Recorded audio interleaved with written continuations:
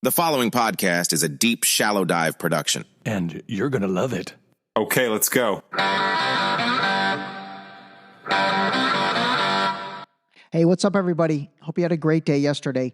You know, I realized I totally forgot to upload the recap episode yesterday or make that part of yesterday's episode. As I think I said at the beginning of this year, at the end of every month, or I should say the first day of every month, I was going to do a quick recap of the previous month in order to basically give you an overview of, for example, all the episodes from February in case you missed something. And then that way you could go back and look at it. So anyway, let me start on that today, and then we'll see how long that takes, and then maybe fill in some gaps. All right, so recapping February's episodes, it started off with episode 102, which talked about the Taylor Swift deepfake stuff.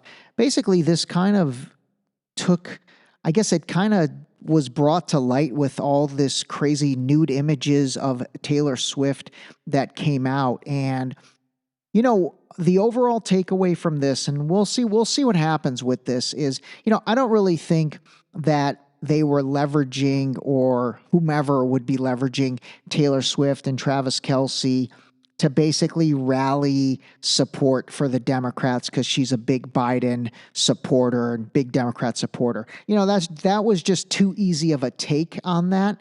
But I do think that what took place with the deepfake stuff could be a way to impose some type of, I guess, sanctions or some type of restrictions overall on the internet and on social media as we come into the election cycle. So that's what I think. If there is anything nefarious, I love that word, with Taylor Swift, it would be leveraging her for creating that kind of control versus necessarily, you know, rallying people to vote for Biden. I think that's going to happen anyway, and she's going to do that anyway.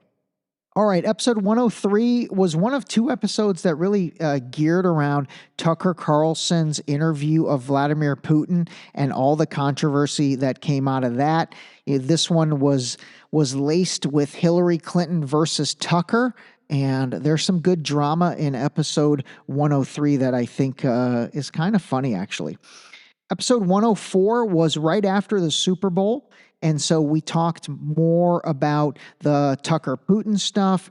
And then we also talked about getting back into the Israel-Palestine stuff, which I had kind of not really spoken on too much until then. And then again, media manipulation and censorship. It's a little bit of a build off of the previous Taylor Swift stuff. So 104 is a good one as well. So 103 and 104 both kind of are interesting to learn about, maybe things that are going to hit the cycle here as we get closer to the election. Episode 105, I introduced a new little segment called DSD in 5, where basically on certain days, and we've had a couple of them, I'm just going to do quick 5-minute episodes. And then episode 105 was really a revisit to what's going on in the AI landscape. So it talked about ChatGPT again. It talked about Microsoft's Copilot. And then I introduced you guys to a couple different tools called Perplexity and Gemini. So if you want to learn a little bit more about the latest and greatest from AI, gosh, this episode's probably outdated by now anyway, but it gives you a really good base. Actually, it's not outdated. But give episode 105 a listen. And like I said, that one's only 5 minutes. All right, episode 106. Honestly, I'm surprised this one didn't get listened to more according to the statistics, because I will tell you, this is one of my best episodes in a while. And its title is What's Next? Election Speculations and Global Dynamics. And honestly, this is a really good episode to listen to. It's not a conspiracy theory episode or anything like that. It's really talking about viable and tangible things that are on the table. And remember, I've said this a few times, but I want to say it again. You know, the COVID-19 pandemic and situation really started March 13th, 2020. And here we are, March 5th, 2020. So we're getting into March, and, you know, we are going into an election again. So remember, all that craziness in 2020 happened in an election year, and we're in a election year now. But if you want to listen to some eye-opening stuff, honestly, 106 is a good one. All right, episode 107 was another DSD in 5, and this just kind of broke down and gave a little descriptor of the plethora of political parties that are out there. I think we always think it's just Democrats and Republicans, but I touched on all the different parties out there, from the Independent Party to the Libertarians to the Green Party. And so this actually is a good, quick, I think this ended up going like 6 minutes, but it's a good, quick episode that helps you, just get a handle on the political structure of America.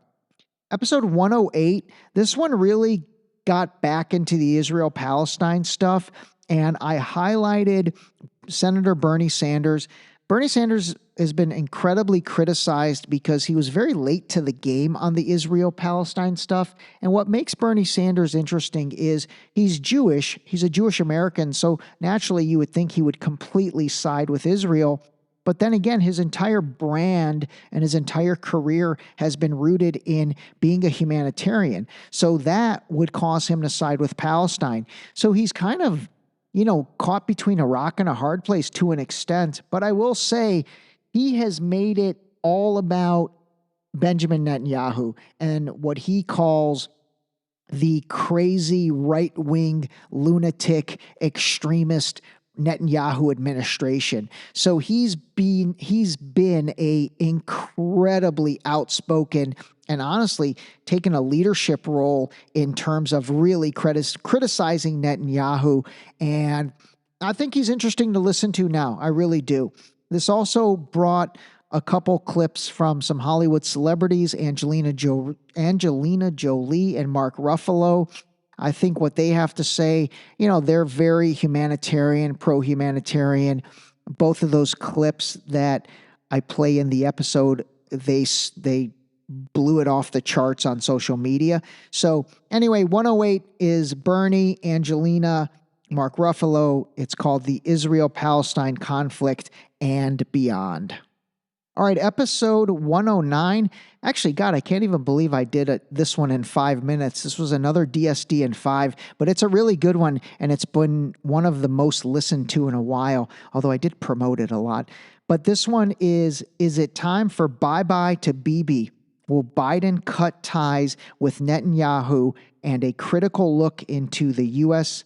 Israel relations and the humanitarian crisis in Gaza. This is seriously a great episode. Again, super quick. I think this one actually literally is right around 5 minutes, and it talks about how there's definitely been a changing of tone from the Biden administration, from Nancy Pelosi, even from Hillary Clinton in terms of what they're saying in the public about Netanyahu. And for example, Hillary literally said it's time for him to go. He's an untrustworthy leader.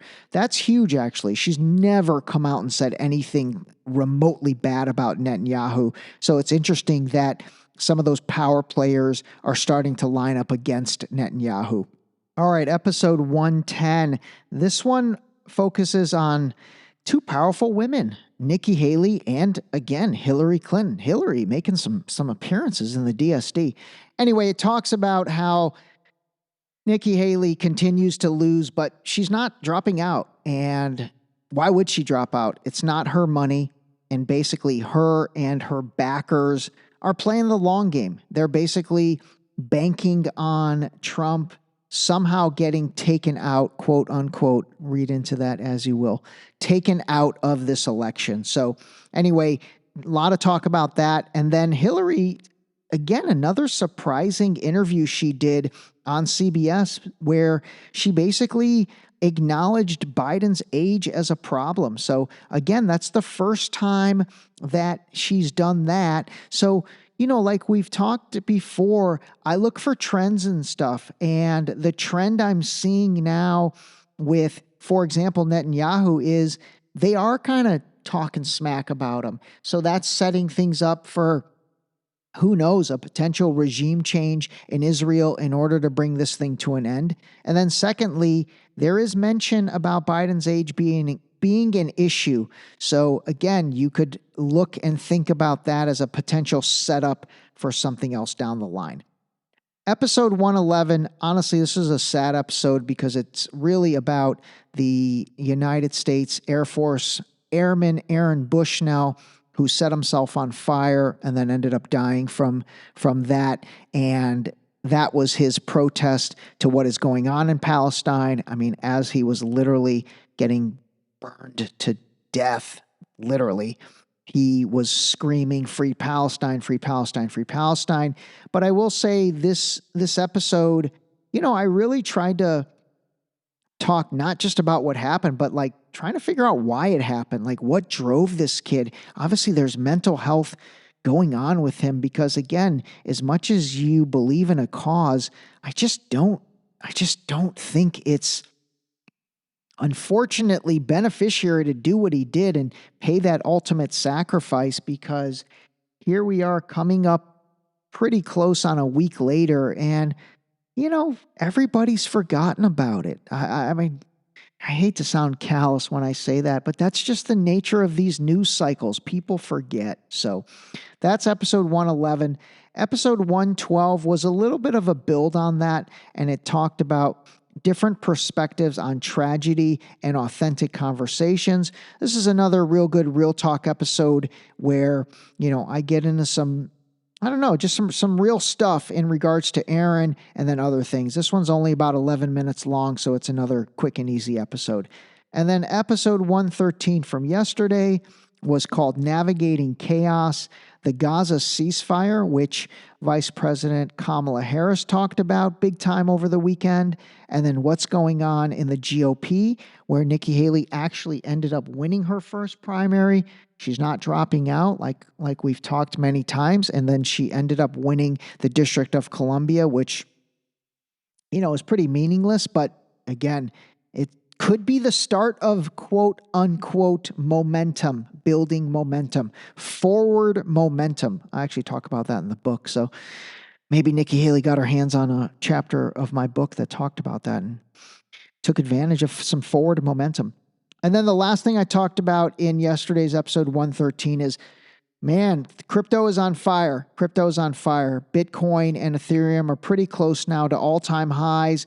Dogecoin, the Elon Musk scam to an extent, which I own, is getting its legs under it. I think it hit almost 20 cents. And so that one, I think, all-time high is around 61 or 67 cents, something like that. So it'll be interesting to see if Dogecoin goes on a crazy run. As soon as it does, I'm going to sell all my Dogecoin for sure.